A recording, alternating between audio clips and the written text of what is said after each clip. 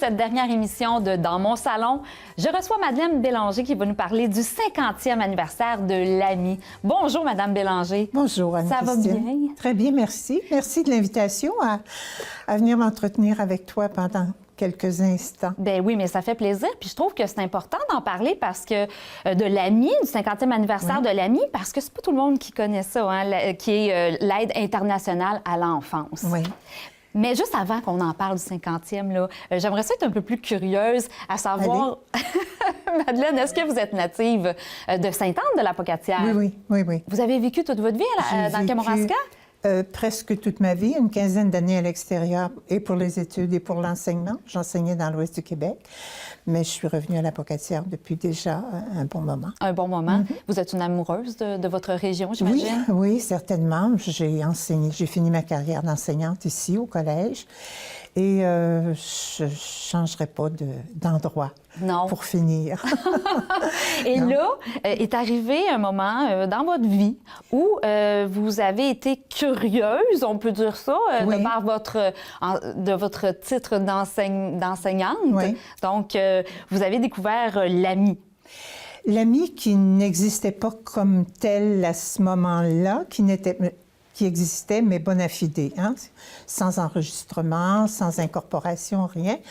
C'était un courant de générosité, si tu veux, pensé par deux jeunes qui voulaient faire un spécial pour sauver des enfants en situation de catastrophe, en situation de grande pauvreté. Est-ce qu'on parle de pays en voie de développement? Oui, pays en voie de développement, particulièrement le sud-est asiatique, dans ce temps-là, Vietnam, Cambodge.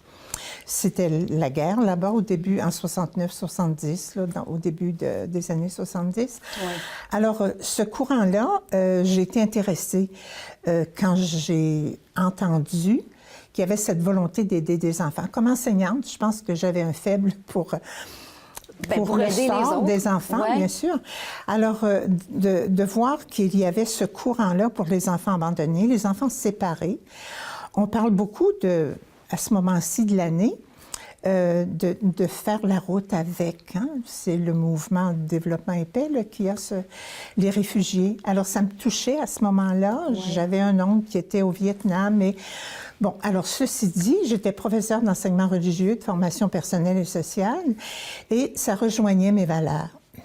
Donc, j'ai pris connaissance beaucoup plus du courant, en contact avec quelques missionnaires à l'étranger, dont cet oncle à moi, et l'importance d'acheminer des dons, des sous, pour permettre à ces personnes-là, en position, les missionnaires, d'aider. Que ce soit dans les camps de réfugiés, que ce soit dans les bidonvilles, dans les endroits les plus oubliés, si tu veux, par nous autres, parce que...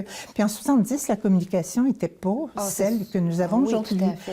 Donc, c'est ça. On a pensé, on s'est regroupé à 3 ou 4 personnes. Avec les 2 personnes que vous me parliez, qui étaient à la Pocatière même, oui. Parce que ça partit à la Pocatière. Ça a été... Le siège social de l'organisme l'AMI a été à la Pocatière jusqu'en 2000. À ce moment-là, le besoin d'avoir un bureau mieux organisé, avoir des ressources là, qui sont en place. Oui. On était quand même un organisme qui apportait entre 800 000 et 1 million d'aides annuellement. Donc, il fallait avoir un bureau organisé, tout ça. Alors, les besoins étaient différents, là, maintenant. Là, exactement. Donc, au début des années 70, j'ai écrit avec le notaire de Saint-Pascal, justement, le notaire Hudon. On a fait la charte. On a écrit la charte et les règlements de l'organisme qui s'appelle l'aide médicale à l'enfance, l'aide médicale internationale à l'enfance, dans le temps. On a enlevé le médical parce qu'on a maintenant beaucoup plus de projets de développement, de projets d'aide à l'autonomie des enfants. L'agriculture, là, j'imagine. OK. Donc, on a eu l'incorporation de la charte en novembre 74, enregistrement en 75, et depuis, c'est devenu un organisme international d'aide à l'enfance, au développement de l'enfant, protection de l'enfant. Et vous étiez combien à ce moment-là, quand c'est parti, là, la charte a été approuvée, notariée? Donc, vous étiez combien? Première assemblée générale annuelle, on était 20 personnes. 20. Donc, et à partir de ça, on a eu... Le membership doit se situer actuellement, je n'aurai pas de chiffre, là, mais plusieurs milliers de personnes, évidemment, qui sont en lien avec l'AMI. Bien oui, bien oui. Mais là, ça veut dire que l'AMI, c'est de l'aide internationale. Donc, vous êtes reconnu à l'international. Oui, évidemment. On a eu une présence, non pas... On est un organisme différent. On a toujours été un organisme, étant bénévole 100% jusqu'en 2000.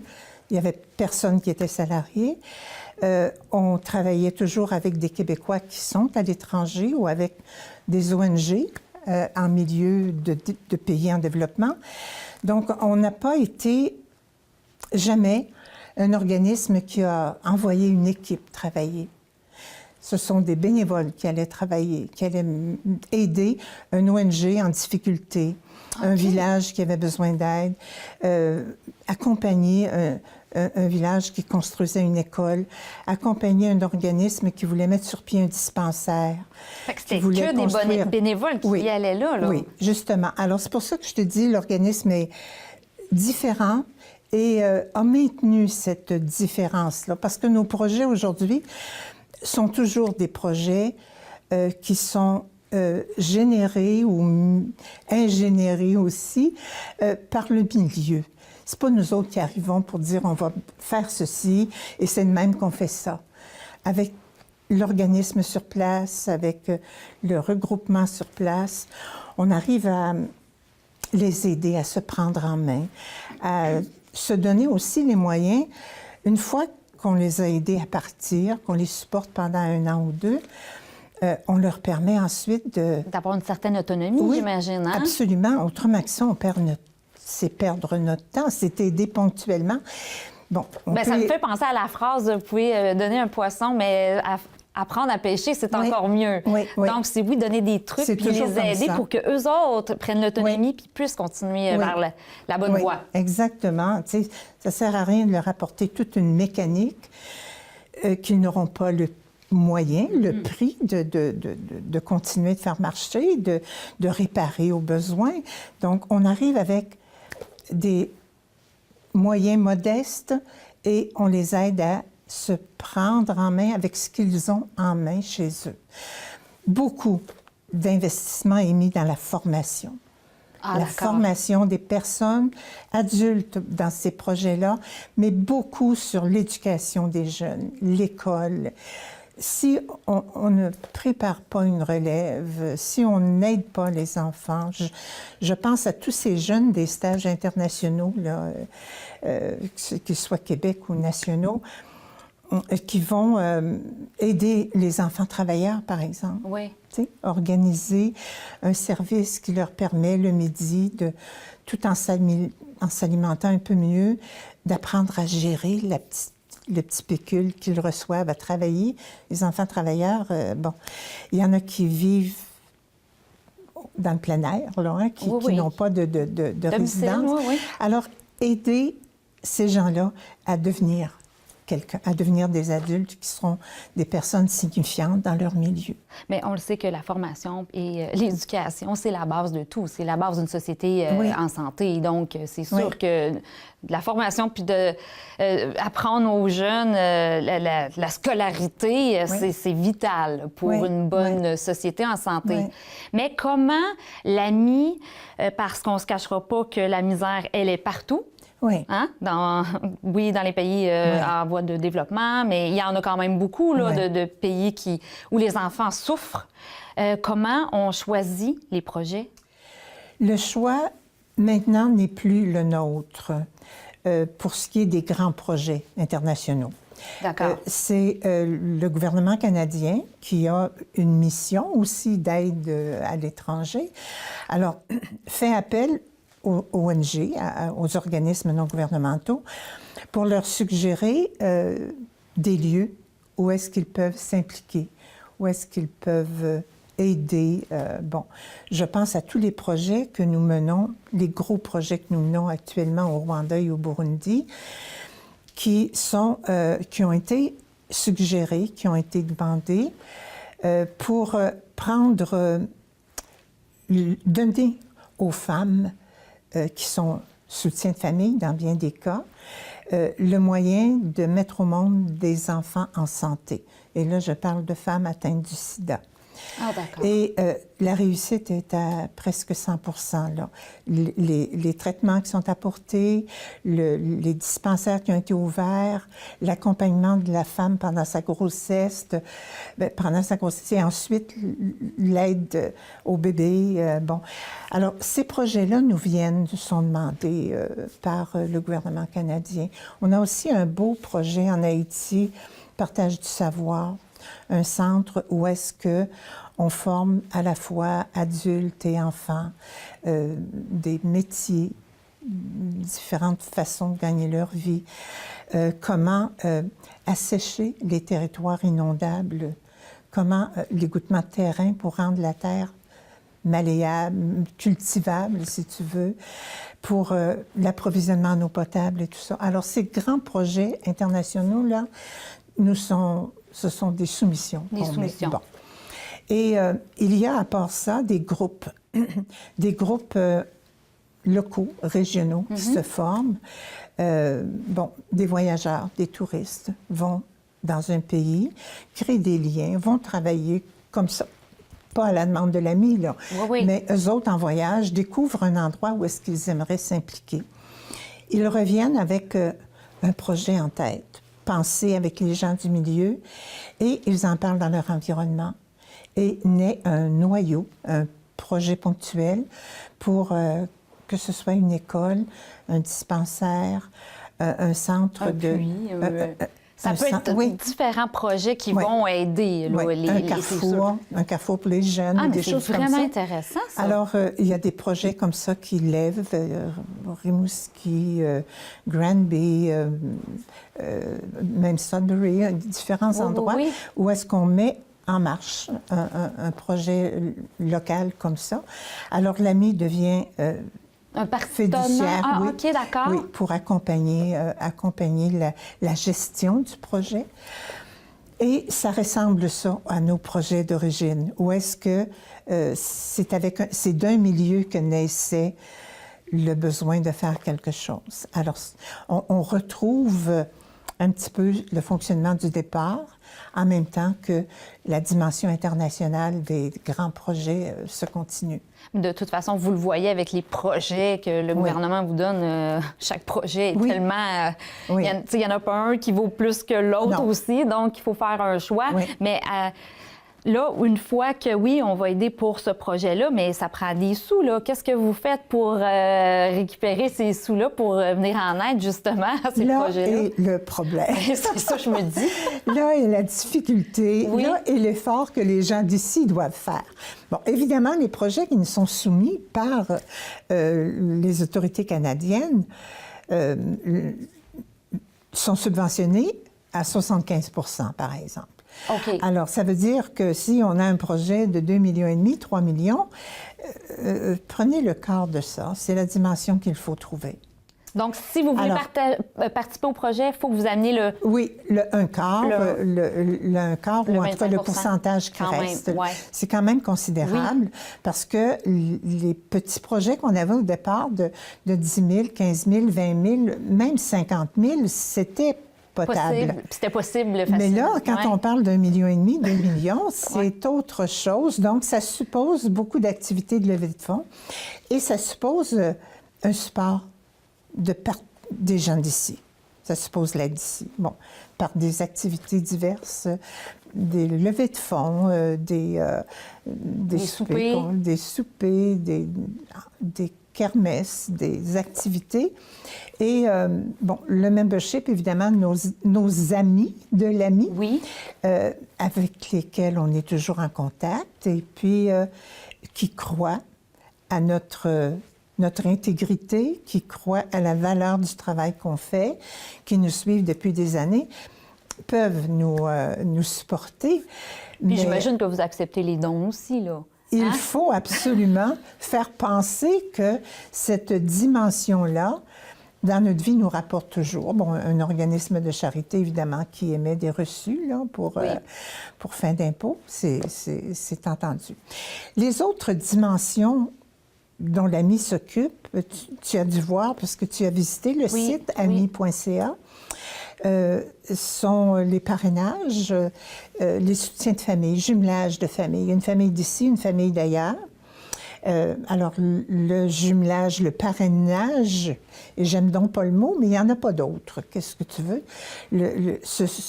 Cette parenté qu'on crée entre une famille d'ici et une famille de là-bas permet de faire instruire les enfants de la famille, permet de voir souvent un support santé, par exemple.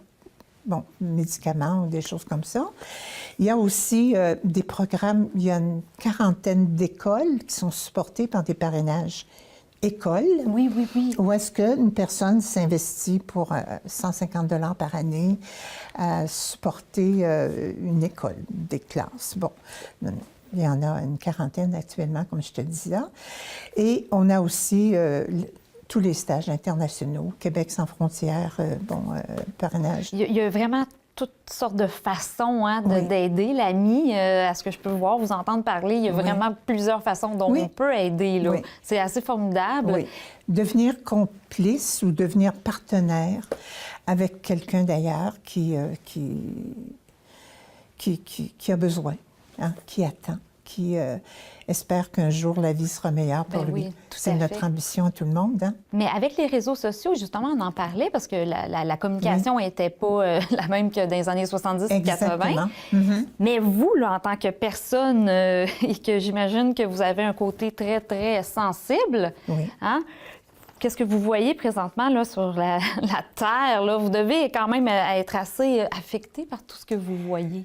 Affecté, sensible. Sensible à tous ces besoins qui ne trouvent pas de réponse. Nous autres, quand on vit personnellement une situation où est-ce qu'il n'y a pas d'issue, on sait comment est-ce qu'on se sent. Ça doit être pareil pour à peu près tout le monde, me semble. Ça doit être pareil. Et on ne laisserait pas quelqu'un dans le besoin à côté de nous autres sans essayer de faire quelque chose. Alors, je me dis, c'est un peu la même chose à la dimension du monde. À la dimension du monde. On essaie de faire un petit peu notre bout de chemin puis aider ceux qu'on peut aider.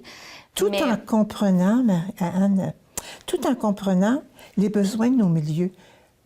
Nous sommes dans une petite région où il y a aussi d'immenses besoins. Oui, c'est vrai. Essaie de trouver une fin de semaine où on ne fait pas appel à la population pour aider quelque part, aider un organisme, aider une fondation. Et, tu sais, puis moi, je me dis, je comprends que la Fondation AMI éveille moins ou sollicite moins les gens d'autour ici, d'abord parce qu'elle est moins connue, elle se passe ailleurs, mais parce que les besoins d'ici sont grands, on comprend tout ça. Mais tout en mettant de l'argent dans nos soins de santé, dans toutes les fondations ou dans tous les organismes qui s'occupent des jeunes, qui s'occupent des femmes, qui s'occupent des pauvres, qui s'occupent des démunis de notre monde, il y en a qui ont encore plus besoin. Il y en a qui sont encore dans des situations bien pires. Alors, je me dis, bon, à un moment donné, il y a un cœur qui s'ouvre, il y a une participation qui vient. Et, qu'on supporte l'organisme dans sa vie, qu'on supporte la fondation pour permettre à l'organisme une pérennité qui demeure, 50 ans. C'est court dans une vie, ça. Bien, c'est court, mais c'est 50 ans de demande de dons, de travail, c'est du bénévolat. Absolument. C'est 50 ans d'essayer de trouver des moyens d'aider ces gens-là. Oui. Puis, OK, on essaye aussi de se renouveler, aussi pour offrir des activités que les gens vont participer, parce que, faut pas se le cacher, il y a beaucoup, mais surtout, je peux pas parler des années 80, mais il y a beaucoup de demandes de campagnes de financement dans la région. Donc, il faut se renouveler. Mais 50 ans, on peut dire quand même qu'on peut souffler la chandelle de façon assez fière, hein? Oui, 50 ans d'espoir, de confiance. On n'est pas... Il n'y a personne chez nous qui désespère.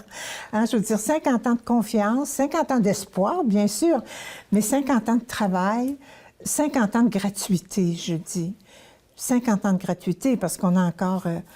je pense, au moins 40 bénévoles qui donnent plusieurs heures par semaine dans différents dossiers, dans différents efforts de levée de fonds ou de publicité, de sensibilisation, d'éducation des jeunes, parce qu'on a aussi la mission de sensibiliser le public à la solidarité internationale, aux besoins ailleurs dans le monde, particulièrement femmes et enfants. Oui. C'est particulièrement.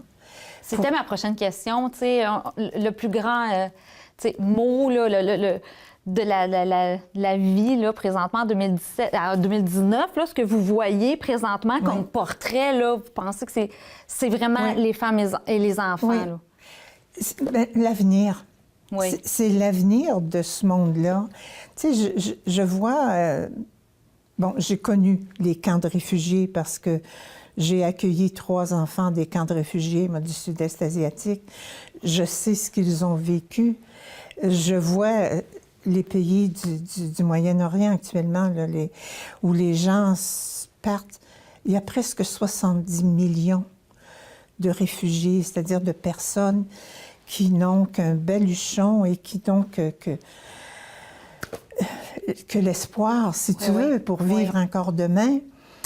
Et on n'a pas le droit de baisser les bras, là. On n'a pas le droit de se dire il n'y a plus de... Il n'y a plus rien à faire. Chacun fait ses choses. Il n'y a plus rien à faire, c'est ça. Il y a toujours. Il faut continuer de le faire. Alors, c'est pour ça que je me dis, moi, 50 ans, c'est beau. 50 ans, c'est plein d'or, qu'on nous dit. Alors, espérons que d'en parler, de parler partout de ces 50 ans de réalisation-là, de rencontres avec le public, de rencontres aussi avec les milieux défavorisés du monde, ça fera un mouvement de solidarité avec ceux qui se préoccupent du sort du reste du monde. Mais c'est tellement bien dit. Et vous avez eu la chance aussi, hein, je crois, une fois d'aller Ça m'est arrivé à quelques reprises de vous-même, d'aller voir sur le terrain.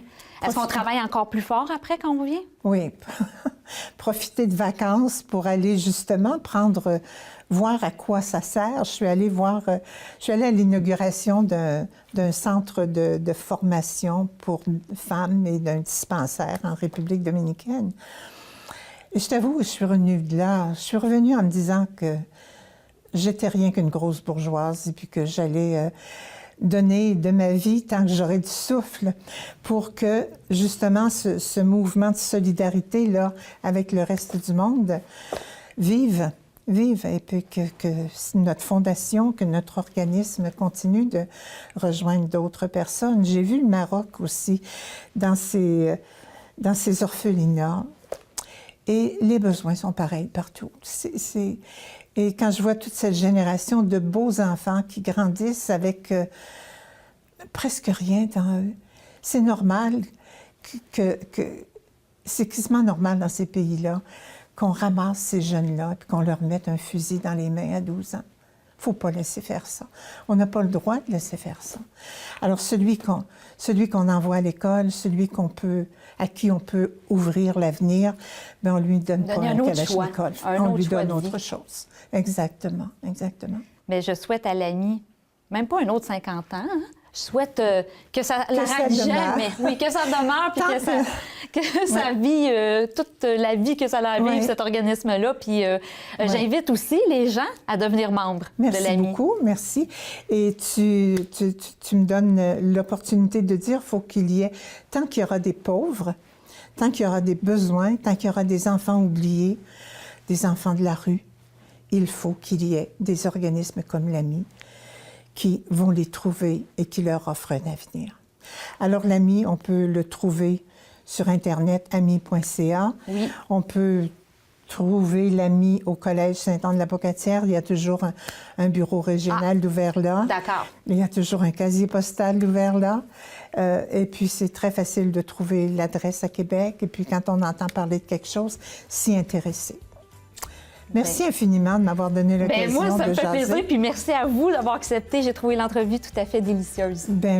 Ça a été très agréable de jaser avec toi. Merci beaucoup, Madame Bélanger. Merci. Au revoir.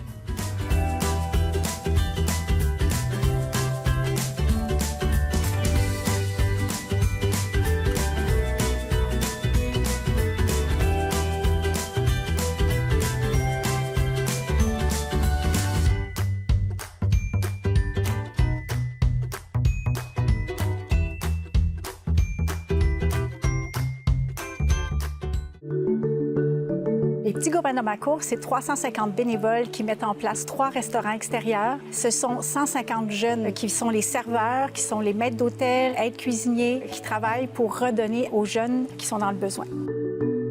La valeur la plus importante, c'est de montrer à nos jeunes de s'impliquer dans leur communauté, de s'impliquer en donnant du bénévolat. Je pense que c'est la richesse d'une communauté. Le bénévolat a changé la dynamique de notre famille. Maintenant, on est une maison de quartier. On est la maison du quartier. Ce que nous souhaitons, ce serait que d'autres communautés s'inspirent de notre expérience. J'aimerais leur dire merci. Merci d'avoir cru au projet. Je crois qu'on a inculqué le message qu'aux Petits Gourmands dans ma cour, il n'y a pas d'âge. On travaille tous pour le même projet. Je suis très fière de ça.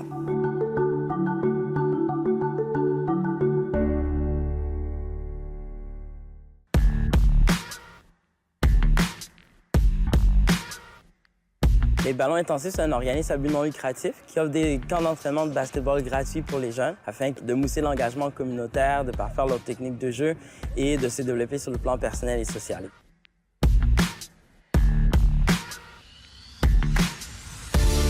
Le bénévolat a changé ma vie sur plusieurs aspects. Ça m'a permis d'être un meilleur leader communautaire. Ça m'a permis de rassembler les gens plus facilement. Ça me fait beaucoup de bien, puis je me sens plus tranquille, plus heureux, plus joyeux. C'est important d'avoir des bénévoles parce qu'il y a beaucoup de travail à faire. Puis si on ne travaille pas ensemble, main dans la main, pour régler certaines choses, on va manquer de souffle. Plus il y a de bénévoles, plus je pense que la société se porte mieux. Si on a donné quelque chose, c'est son temps, son énergie, sa passion. Fait que si on est là, on le fait à fond, on donne le meilleur de soi-même. C'est très important, ça fait une grande différence.